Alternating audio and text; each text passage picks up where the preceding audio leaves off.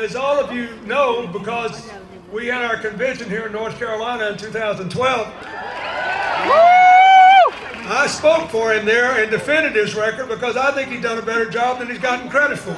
And the reason I think that is that it always, go back 400 years, it always takes at least 10 years to get over a severe financial crash like that we endured in September '08.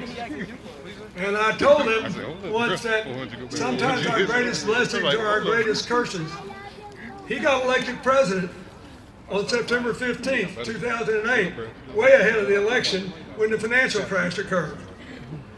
And then he had to drag his election around on chains for 8 years because it takes a long time to get it back.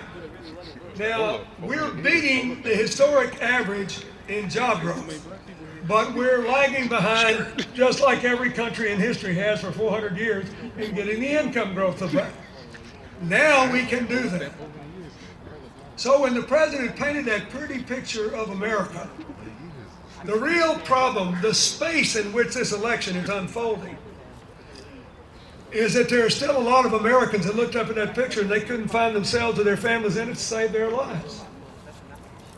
And that's why our friends in the Republican Party look like they're having a sixth-grade food fight in these debates because they know that they can't advocate what it would take to fix it because it violates their economics by theology instead of evidence.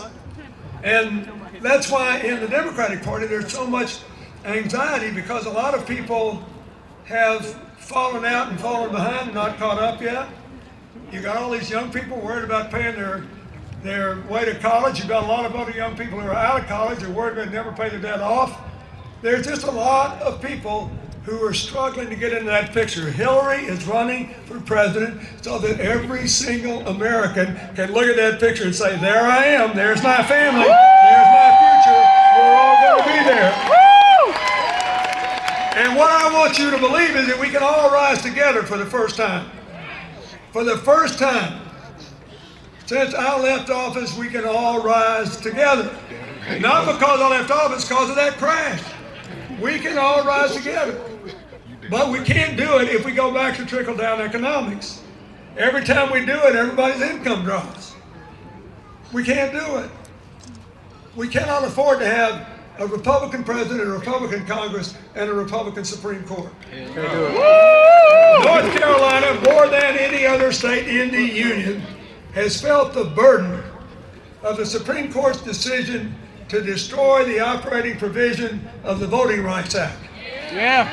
Which said that if you have a history of discrimination, you have to clear restrictions on voting with the Justice Department. I enforced that provision. President Obama and Attorney General Eric Holder enforced that provision.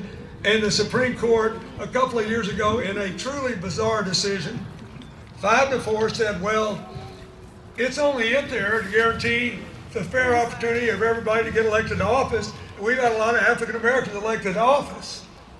Therefore, we don't need it anymore. Throw it out.